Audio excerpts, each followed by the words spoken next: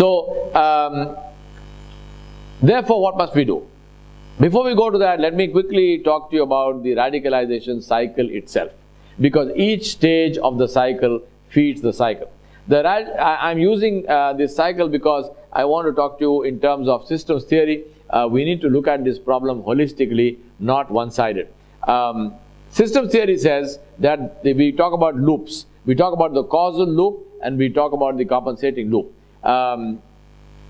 The ISIS works through a vicious cycle, which is their causal loop. The ISIS causal loop has been started and is well on the way. We need to start our own compensating loop to take care of what the ISIS is doing. And I'm going to be telling you in a minute what the causal loop is and what the vicious cycle is. Please keep that in mind, because we need to do the exact opposite of that. Now, what is the vicious cycle? It starts with discrimination. Discrimination is the result of poverty. It's the result of people, creating fear and so on. So it starts with discrimination. It is aided and abetted and helped by demonization, and the demonization happens in the media. It happens in propaganda, demonization of Muslims and demonization of Islam itself. These two together, discrimination plus demonization, leads to alienation.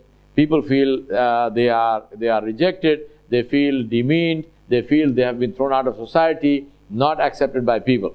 That a feeling of alienation results in radicalization, which can result in violence. It doesn't always result in violence, but that is where violence comes from radicalization. I submit to you and suggest to you that this is not a Muslim problem. This problem belongs to all of us, because when the violence comes, the violence is not selective. As we have seen, the violence is not selective. Muslims are dying, and people who are not Muslims are also dying, and therefore we all have a vested interest, a very huge interest in working against this. Now, reasons for this vicious cycle, why does it happen? Number one reason is fear.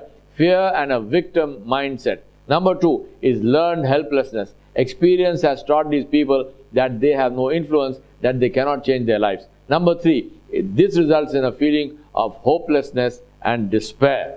Number four, then this leads to a mindset change which says the problem is because of the other. The enemy is always the other. People do not look at themselves anymore. They are not willing to reflect. They get into a process of denial, and they export the blame to whatever they define as the other. And five is they then reach a mindset of nothing to lose. I have nothing to lose, which is a form of desperation, which is why I say to you that despair is at the root of all violence. Anyone who considers life to be precious, anyone who considers life to be a gift, cannot take another life, no matter what happens. But people who have reached a point where they feel their own life is worthless, they are the people who are ready to take the life of somebody else. Radicalization, believe me, does not happen in masajid. I'm saying this because this is the illogical and extremely unfortunate focus of governments and of law enforcement agencies. They are focusing on all the wrong places, and because of that, they are actually helping this radicalization. They are promoting radicalization. Radicalization does not happen in the mosque. It does not happen in Islamic centers. It does not happen in the masajid. It does not happen in the homes. Parents are often the last ones to come to know that their children have become radicalized. Radicalization does not happen in Muslim schools. The more you attack masajid, the more you attack madaris, the madrasas, the more you attack schools, the more you attack Muslims' homes, Muslim culture, and Islam as a religion. The more you attack Muslims and Islam, the more you help radicalization. You make the spiel of the radical recruiter come true. All that the radical recruiter has to say is, see, I told you so. This is what I told you. They are the enemy. See what they are doing. They are attacking your home. They are attacking your masjid. They are attacking your school. They are maligning Islam. They are demonizing. They are mocking your prophet. They are mocking your symbols. You are the ones who are giving basis for the spiel of the radical recruiter. My submission to you with joined hands, with folded hands is, please do not do that. Do not do that. We need to break the cycle. We do not need to strengthen it. Radicalization, where does it actually happen? If it's not happening in these places, it is happening two primary places: internets and prisons. It is supported and helped by deprivation, discrimination, demonization of Islam and the whole community of Muslims. But it's happening on the internet and it's happening in prisons. Israel just passed a law making it legal to imprison children under the age of 14. What do you think is going to happen to those children? Because even Israel is not going to take those children and kill them. They're going to imprison them. What do you think those children are going to learn in those prisons? Love for humanity?